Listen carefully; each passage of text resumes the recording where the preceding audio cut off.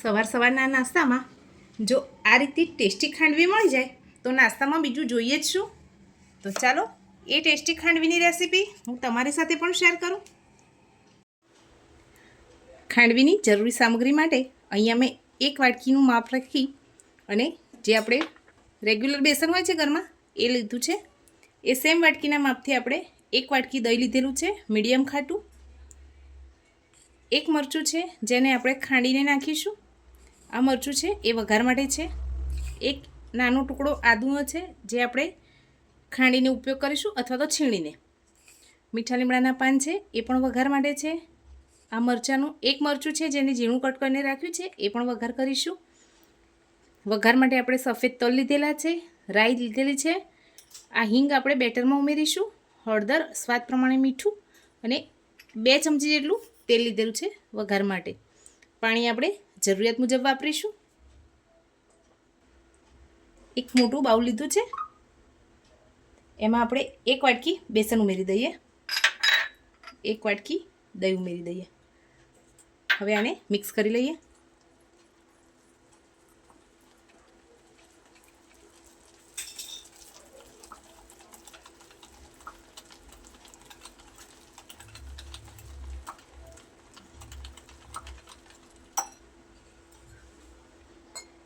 હવે આપણે એમાં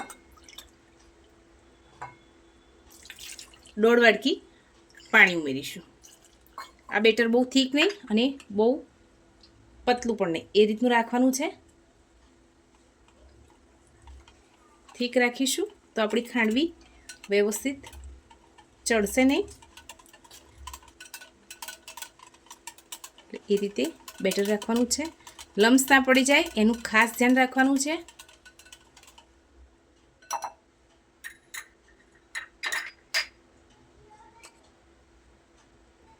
હવે 1 આદુના ટુકડાને આપણે છીણી લેવાનું છે.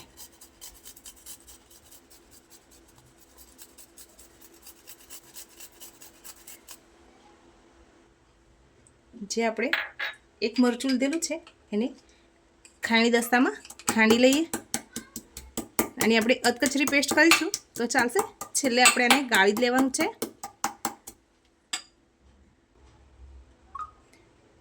લીલા મરચાંની પેસ્ટ ઉમેરી દઈશું. હળદર ઉમેરીશું. સ્વાદ પ્રમાણે મીઠું. 1 નાની ચમચી જેટલી હિંગ ઉમેરીશું. હવે બધું સરસ મિક્સ કરી લઈશું.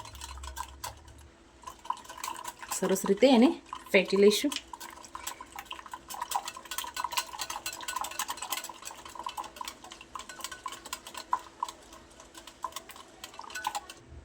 હવે આપણે આ બેટરને ગાળી લેવાનું છે જેથી આદુ અને મરચાંના જે આ રીતે રેસા હોય એ પણ નીકળી જાય. ગેસ ચાલુ કરી આપણે કઢાઈ રાખી લીધી છે. હવે એને એક જ ડાયરેક્શનમાં હલાવતા રહેવાનું છે જેથી એમાં ગાંઠો ના રહે અને આપણું એકદમ સ્મૂથ બેટર બનીને તૈયાર થઈ જાય. ગેસની ફ્લેમને લો રાખીશું જેથી આપણું બેસન સરસ રીતે પાકી જાય. હલાવતા રહેવાથી એમાં એક પણ લમ્સ નહીં રહે. એકદમ ફરસાણવાળાને ત્યાં મળે એ રીતની ખાંડવી બનીને તૈયાર થશે.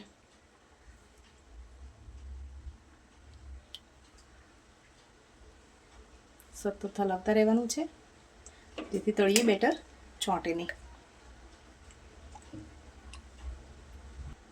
થોડું થોડું બેટર થવા લાગ્યું છે. હવે આ રીતે આપણે એક જ ડાયરેક્શનમાં એને હલાવતા રહેવાનું છે. લમ્સ પડે તો વચ્ચે આ રીતે એને મિક્સ કરતા જવાનું.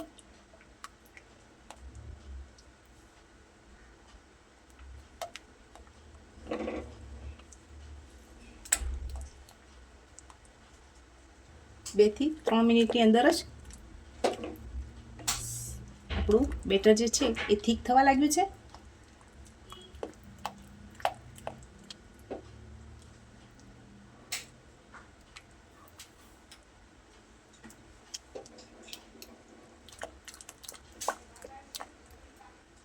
આપણું બેટર આ રીતે પેનને છોડવા લાગે એટલે થોડું બેટર આ રીતે એક ડીશ ઉપર પાથરી લેવાનું છે અને એને થોડી વાર માટે ઠંડુ થવા દેવાનું છે. ત્યાર સુધી ગેસની ફ્લેમ એકદમ સ્લો રાખી આપણે આ બેટરને કૂક થવા દેવાનું છે.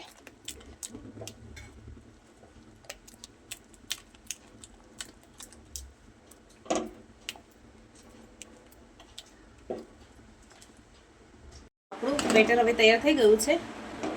હવે આપણે આને થાળી પર પાથરી લઈએ. હવે આપણે જે થાળી ઉપર બેટર પાથરીએ છીએ એમાં કંઈ તેલ કે કશું લગાવવાનું નથી. આ રીતે સિમ્પલ બેટર પાથરી દેવાનું છે. બહુ થીક પણ નહીં અને બહુ પતલું પણ નહીં, એ રીતનું બેટર પાથરી લઈશું.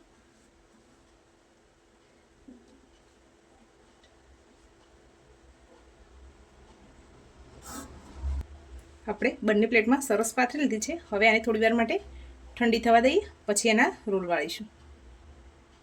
થોડીક વાર ઠંડુ થયા પછી આપણે આ રીતના પીસ કરી લઈશું અને એના રોલ વાળવાના છે.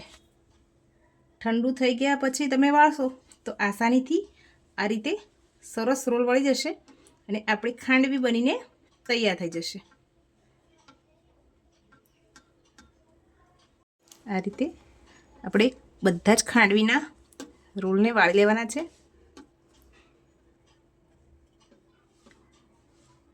તમે જોઈ શકો છો એકદમ લેયરવાળી બનીને તૈયાર થઈ ગઈ છે ખાંડવી. હવે આપણી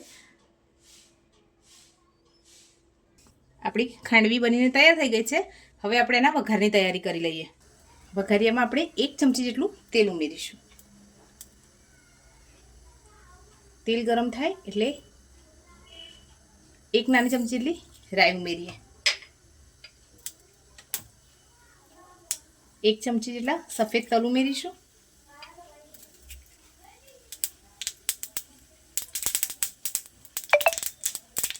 લીલા મરચાં,